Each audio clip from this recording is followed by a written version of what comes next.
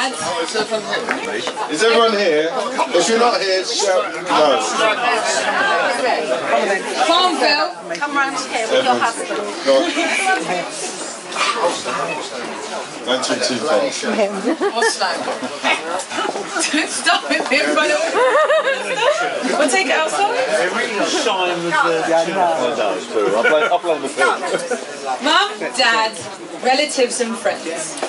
It gives us great pleasure to have the opportunity to speak about a very special lady, our mum. Having had the luxury of spending over 30 years of our lives with her, we have lots of stories to tell and are sure we could stand here all night reciting them, but we have limited it to our personal best bits. So, as the oldest child, obviously I should start. I'm scared already. I've pondered long and hard as to what to talk about here. I have so many stories to tell. From the time I hurt my ankle and you didn't believe me, you made me walk on it for over a week, only to then discover it was actually broken. Or the time when I was about 17 and I won a load of money at the casino, I ran home, so excited to pay you, and screamed at me and called me an idiot. Never quite worked that out. Or the time I skillfully placed over 200 drawing pins on the entrance to the bedroom room to stop you from being able to come in to whack me, only to discover that white mums can actually jump, and they can also smack whilst in there. Joking aside, the one thing that has always stuck out to me is your ability to befriend all those you come into contact with. In fact, Mum knows so many people. I clearly recommend when I told her that I'd made a new friend, and she would without fail say, I bet that's Dave's son. Or, I bet that's Betty's daughter. Call him and ask him if his parents are from Woodside Park. In fact, until the age of 12, I thought I was the only Jew that didn't live outside that. The only Jew that lived outside of Woodside Park. However, 40 years on, and the circle of friends she holds has ensured that I have also become a success. In the last 12 years of owning my own business, I've lost count of the amount of times where I've won a contract on the back of someone knowing my mum. Without exception, each and every person has proclaimed how much they loved her and what a wonderful person she is. This makes me so proud. And more so, it's paid for the last 3 holidays.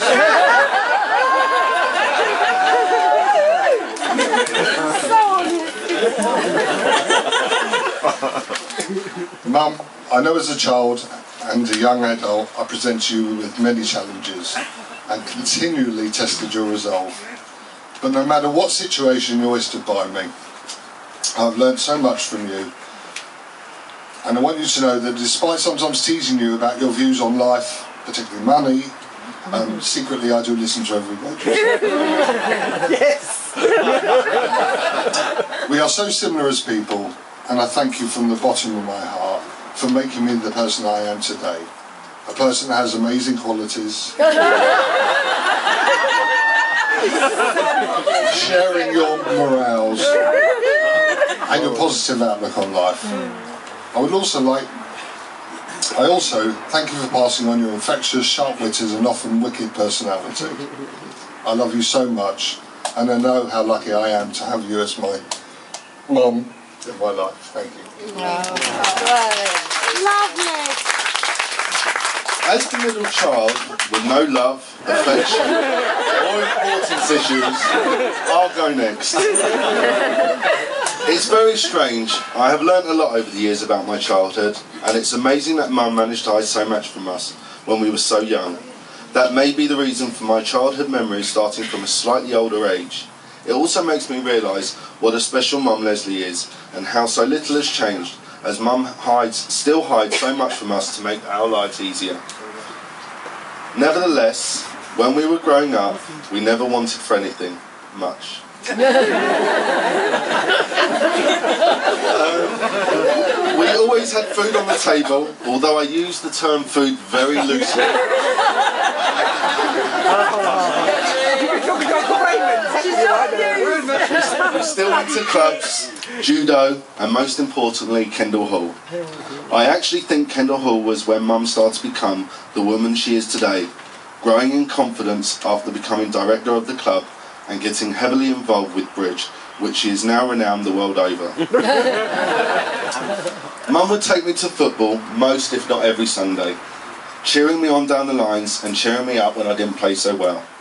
Through Kendall Hall, I became a very keen tennis player, and when I had the opportunity to try out for the county, Mum was there again to support me as she has always done.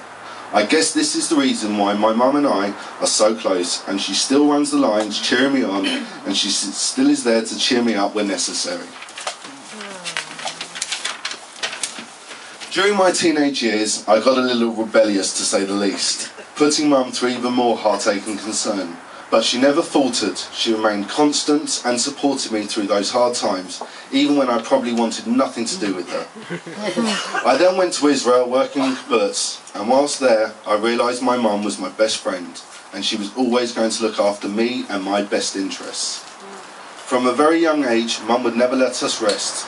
She was always pushing us through to get a job and earn money, and it was that drive that stayed with us all. Well, those two.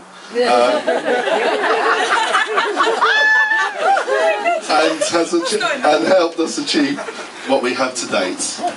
Mum, you know how much you mean to me, as we speak 3 times a day. Well, these days at least once. We still share everything good and bad, and I'm so proud to be by your side, cheering each other on, always and forever.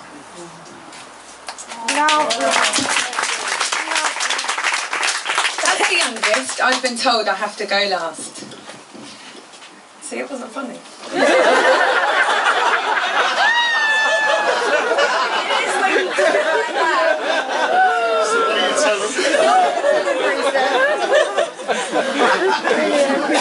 I was a very young girl, I remember looking at my mum as my world.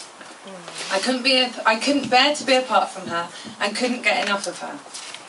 That stayed pretty much the same until the teenage years hit. Inevitably, I wanted to separate from her and establish my own sense of opinions and self. And with that came the arguments and power struggle. And yet, even though I didn't tell her at the time, in the end, I secretly always took her advice. We got through those turbulent times and out the other side, where we formed a friendship that remains strong to this day. I suddenly started seeing her as a person rather than a mum and respecting her opinions again. Sometimes. I can't list the things that you've taught me because there isn't enough time, but a few highlights that I will take with me are: too much mascara is never enough. Dress sizes are nothing but a number. Only buy it if you absolutely love it. Beth will vouch for that one.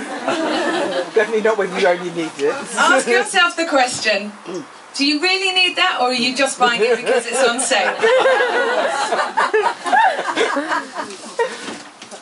Bear with me.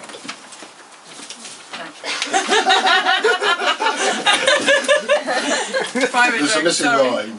Or 2. Or 4. No. It was really only when my friends and other people started commenting on you that I truly realised how lucky I was. People only ever had good things to say about you. How beautiful you look, what a kind person you are, and oh, I love your mum. Having gone from telling you absolutely everything going on in my life, I was at a loss when I found my first grey hair.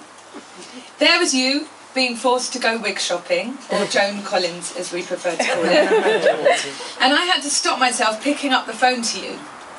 Soon after that we had a heart-to-heart, and you said that you didn't want anything changing between us, that nothing is taboo, and we should still talk about everything and anything. Brilliant. Here was my opening to talk about the grey hair. Mum, I said, I found my first grey hair and I don't know what to do about it. Silence. I regretted it the minute I'd said it for fear of upsetting you. And then came your reply. Darling, at least you have hair. We laughed out loud. Thank you for being my mum. Thank you for being my best friend and showing me how to be a lady, how to wear more mascara, and how to face adversity in life with your head held high, your shoulder pads back, and your bosoms out. Well done.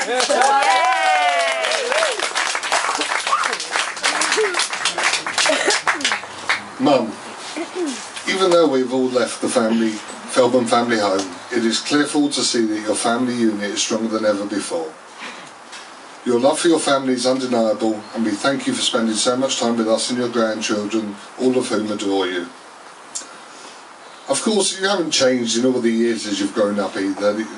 You've still got your 3 rules of life, which have stayed with all of us, and we've spent some time thinking about this, and they are: 1, make sure you keep a slush fund, noted. 2, although there's been some controversy over this point, best before dates are only guidelines.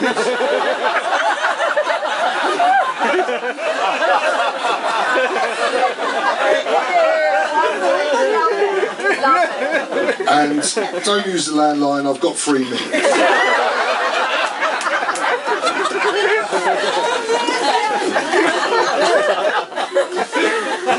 And then the unexpected happened, and Mum was faced with her biggest challenge after Dad.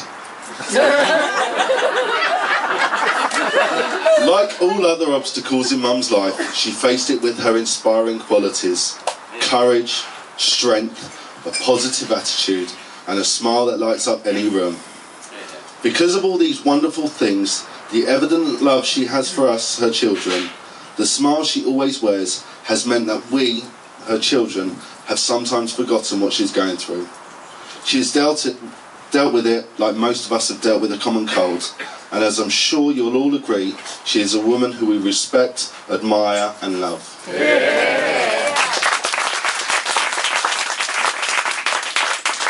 So here we are today, celebrating your 60th birthday, and it is clear for all to see how much you have achieved.